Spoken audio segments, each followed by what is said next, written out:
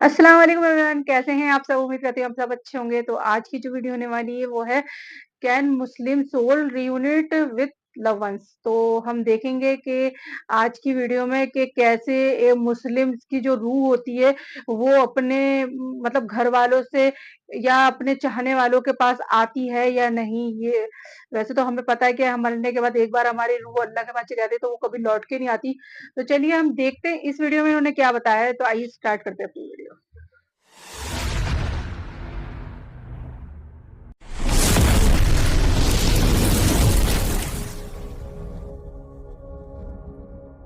अस्सलाम वालेकुम दोस्तों, मेरा नाम है असीब शफ़क़त और आप देख रहे हैं हंसी टीवी। दोस्तों, ये बात तो हम सभी लोग जानते हैं कि हमारा इस दुनिया में आना बिल्कुल एक मुसाफिर की तरह है। जैसे एक मुसाफिर इस दुनिया में ठहरने के बाद अपनी असल मंजिल की तरफ चल पड़ता है, बिल्कुल इसी तरह से हम इस दुनिया में मौजूद हैं और अपनी उम्र पूरी करने के बाद हमें आखिर में अपने आखिरत की तरफ यानी अपने घर जाना है, यानी अपनी असल मंजिल की तरफ जाना है। और हमारे मरने के बाद हमारे अमाल के मुताबिक हमें जज़ा और सज़ा का फ़ैसला दिया जाएगा।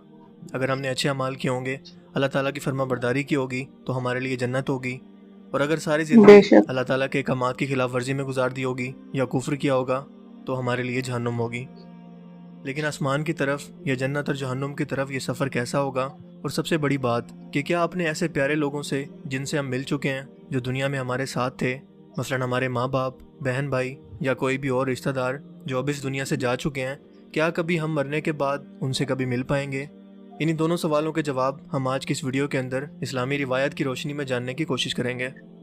इस्लामी रिवायत से हमें पता चलता है कि जब किसी काफिर की मौत आती है तो डरावनी शक्ल वाले दो फरिश्ते इसके सामने आते हैं। एक बहुत ही डरावनी शक्ल में आकर इसकी रूह को कब्ज करता है और बहुत ही दर्दनाक अंदाज में।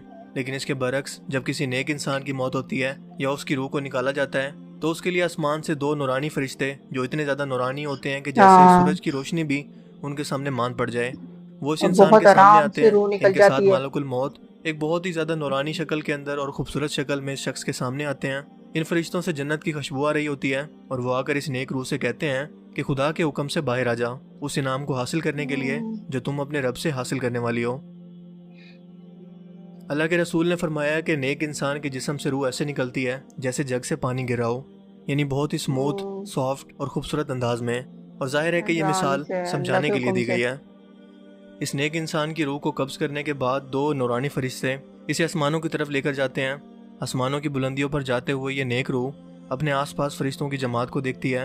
आसमान में मौजूद ये फरिश्ते इस जन्नती रूह को जाता हुआ देखकर पूछते हैं कि ये किसकी रूह है जो इतने एजाज के साथ और इतने खूबसूरत अंदाज में जा रही है। दो नूरानी फरिश्ते जो इस रूह के साथ मौजूद होते हैं वो बताते हैं कि ये फ़लाँ इब्ने फ़लाँ की रूह है।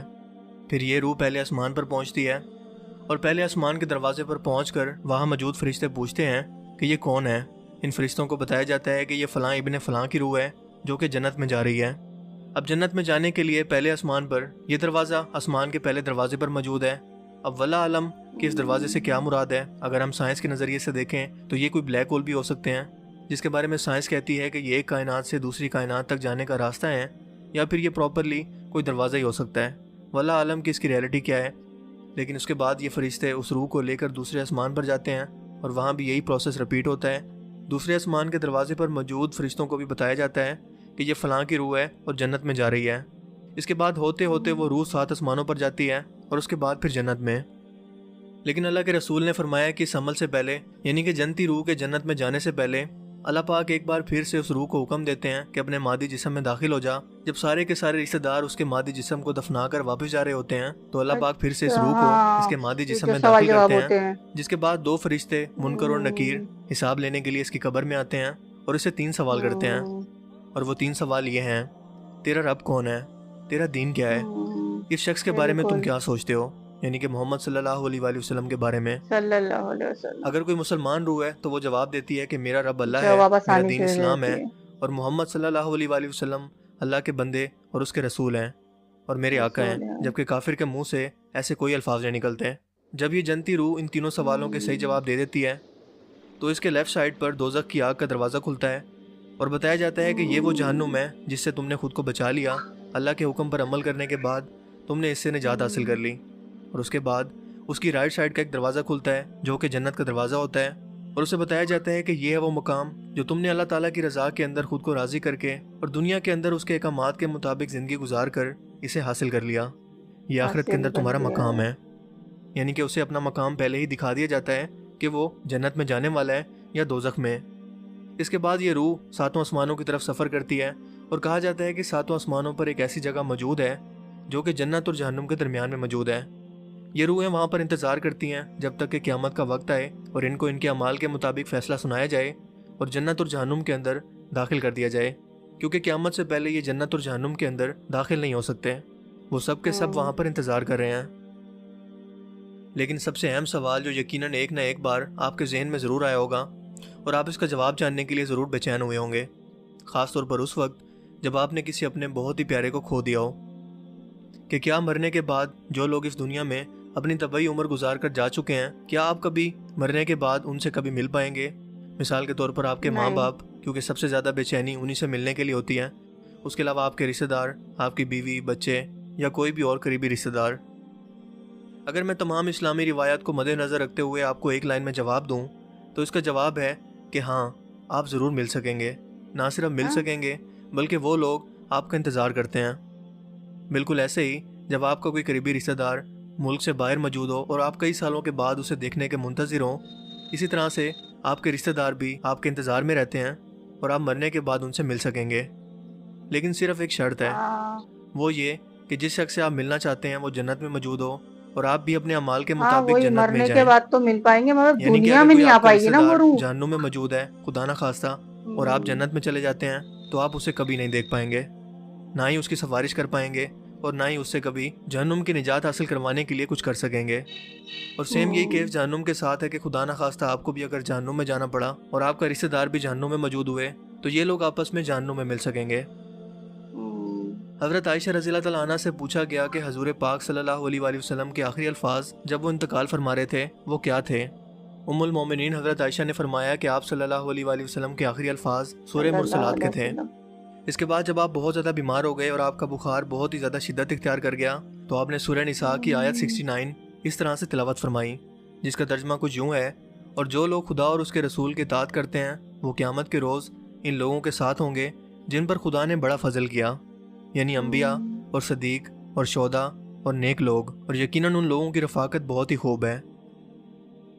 اس آیت مبارکہ سے ہمیں یقین ہو گیا کہ قرآن پاک میں بھی واضح طور پر یہ لکھا ہے کہ جنتی روحیں مرنے کے بعد اپنے قریبی رشتہ داروں اور جنتی روحوں سے ملاقات کریں گی اور وہ لوگ ان کے منتظر رہتے ہیں سب ملیں گے اور ایک ہمیشہ دوسرے کے لیے ان سے، کے جو ساتھ رہیں جاننے گی. والے ہیں، یہ میاں لوگ ایک بیوی دوسرے کو ہیں، پہچانیں گے اور ایک رشتہ دوسرے دار کے ہیں ایک ساتھ رہیں دوسرے گے. سے. جب حضور پاک صلی اللہ علیہ وآلہ وسلم اس دنیا سے رخصت ہونے لگے تو آپ کو بہت زیادہ خواہش تھی کہ آپ اپنے قریبی رشتہ داروں کو مل سکیں، ایسے لوگوں سے مل سکیں جن کو آپ دنیا کے اندر بھی بہت زیادہ پیار کرتے تھے.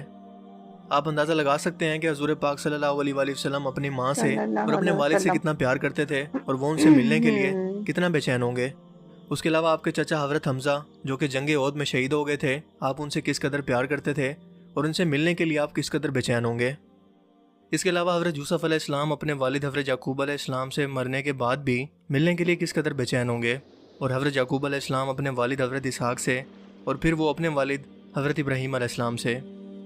اپنی وفات سے تقریباً 4 دن پہلے حضور پاک صلی اللہ علیہ وآلہ وسلم نے ابو معیبہ رضی اللہ تعالیٰ عنہ سے فرمایا کہ اللہ تعالیٰ نے مجھے حکم دیا ہے کہ میں جنت البقیع میں موجود لوگوں کے لیے جا کر دعا کروں. سو آپ ان کو ساتھ لے کر آدھی رات کو جنت البقیع کے لیے روانہ ہوئے اور وہاں پہنچ کر آپ نے ابو معیبہ سے فرمایا کہ اللہ تعالیٰ نے مجھے اختیار دیا ہے کہ یا تو میں دنیا میں رہ کر دنیا کے تمام خزانوں کی چابیاں اپنے پاس رکھوں یا پھر اللہ تعالیٰ سے ملاقات کے لیے آ جاؤں. ابو معیبہ نے یہ سنا تو فرمایا: اے اللہ کے رسول، ہمیں آپ کی ضرورت ہے، آپ ہمارے پاس رہیں، آپ ہمیں چھوڑ کر مت جائیں. لیکن اللہ کے رسول نے فرمایا کہ میں پہلے ہی اللہ تعالیٰ کی ملاقات کا فیصلہ کر چکا ہوں، یعنی میں نے اللہ کو چن لیا ہے. سو حضور پاک صلی اللہ علیہ وآلہ وسلم اس کے 4 دن بعد انتقال فرما گئے. آپ کے بعد وفات پانے والے تمام صحابہ کرام کی بھی یہی خواہش تھی کہ وہ دنیا کے ساتھ ساتھ جنت میں بھی ہمیشہ کے لیے آپ کی صحبت اختیار کر سکیں، آپ کے ساتھ رہ سکیں اور ایک بار پھر سے آپ کا دیدار کر سکیں. ان صحابیوں کی مرنے کے بعد سب سے بڑی خواہش یہ تھی کہ ایک بار پھر سے انہیں حضور پاک صلی اللہ علیہ وآلہ وسلم کا دیدار نصیب ہو. آپ صلی اللہ علیہ وآلہ وسلم نے حضرت فاطمہ سے فرمایا تھا کہ میری موت کے بعد جو سب سے پہلے نیک روح مجھ سے ملے گی وہ فاطمہ تم ہوگی. اور بالکل ایسا ہی ہوا، کیونکہ حضور پاک صلی اللہ علیہ وآلہ وسلم کی وفات کے 4 یا 6 مہینے بعد ہی حضرت فاطمہ کا انتقال ہو گیا اور انہوں نے اپنے والد سے ملاقات کی. جب حضرت بلال حبشی رضی اللہ تعالیٰ عنہ کی موت کا وقت قریب آیا تو ان کی بیوی نے ان کے کمرے کے اندر آ کر فرمایا کہ ہائے، آج تو کتنا دکھ کا دن ہے. لیکن حضرت بلال نے یہ سنا تو فرمایا کہ میرے لیے تو یہ بہت خوشی کا دن ہے، کیونکہ میں اپنے آقا حضرت محمد صلی اللہ علیہ وآلہ وسلم اور ان کے ساتھیوں سے ملاقات کرنے والا ہوں. تو یہ تھی ویڈیو اور بہت اچھی ویڈیو تھی. اور جیسے کہ اگر جیسے مرنے کے بعد جو ہماری جو روح ہے وہ دوبارہ دنیا میں تو نہیں آئے گی. ایک بار جو انسان چلا گیا اس دنیا سے تو پھر وہ کبھی لوٹ کے نہیں آئے گا.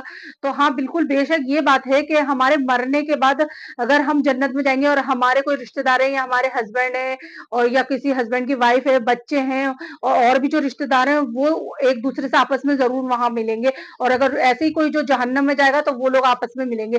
تو یہ چیز انہوں نے بتائی.